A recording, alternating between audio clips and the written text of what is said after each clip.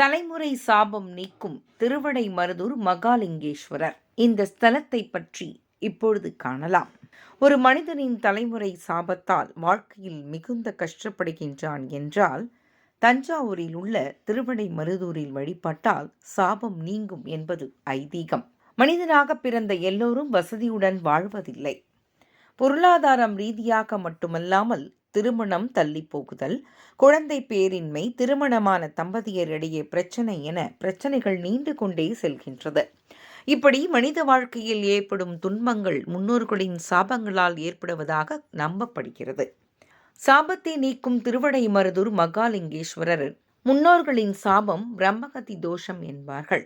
இதை போக்கக்கூடிய ஆலயமாக இந்த திருவிடைமருதூர் மகாலிங்கேஸ்வரர் திருக்கோயில் உள்ளது. இந்த ஸ்தலத்தை சம்பந்தர், அப்பர், சுந்தரர் என நாயன்மார்கள் பாடப்பெற்ற தலமாகும். இந்த திருவிடைமருதூர் ஸ்தலத்தை பற்றி காண்போம். இந்த சிவாலயம் 1200 ஆண்டு பழமையானது. இந்த கோயிலில் மருதமரம் தல விருட்சமாக கொண்டுள்ளது. மருத மரத்தை தல விருட்சமாக 3 கோயில்கள் மட்டும் கொண்டிருக்கின்றன. வடக்கே ஸ்ரீசைலம் எனப்படும் வடமருதூர், தெற்கே திருநெல்வேலி புடாற்றுணம் எனப்படும் திருப்புடைமருதூர், மூன்றாவது இந்த திருவிடைமருதூர். இக்கோவில் 3 பிரகாரங்களை கொண்டதாகும். இம்மூன்று பிரகாரங்களிலும் வலம் வருதல் மிகவும் புனிதமானதாக கருதப்படுகிறது. அஸ்வமேத பிரகாரம், இது வெளிப்பிரகாரத்தை வலம் வருதல் அஸ்வமேத யாகம் செய்த பலனை கொடுக்கும்.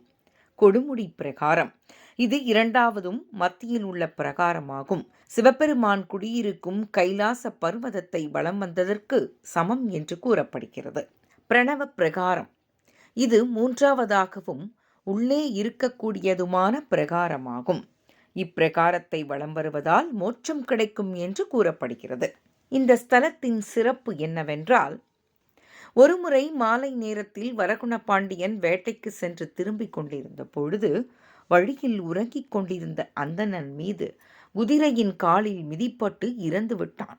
இது வரகுண பாண்டியன் தெரியாமல் செய்தது என்றாலும் அவருக்கு அந்தணனின் ஆவி பற்றி கொண்டது.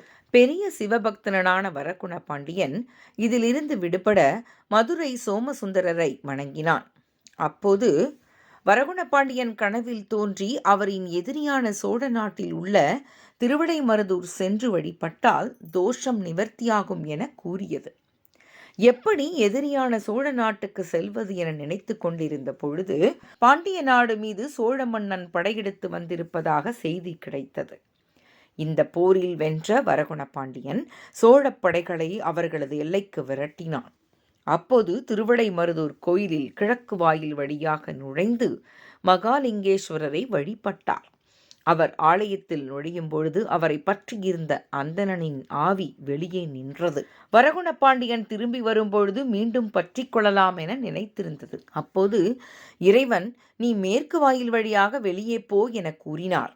இதனால் வரகுண பாண்டியனை தொற்றியிருந்த பிரம்மகத்தி தோஷம் நீங்கியது. வரகுண பாண்டியன் சென்றது போல இன்றும் இந்த கோயிலுக்கு செல்லும் சிவபக்தர்கள் கிழக்கு வாயிலில் நுழைந்து மேற்கு வாயில் வழியாக வெளியே செல்வது வழக்கமாக உள்ளது.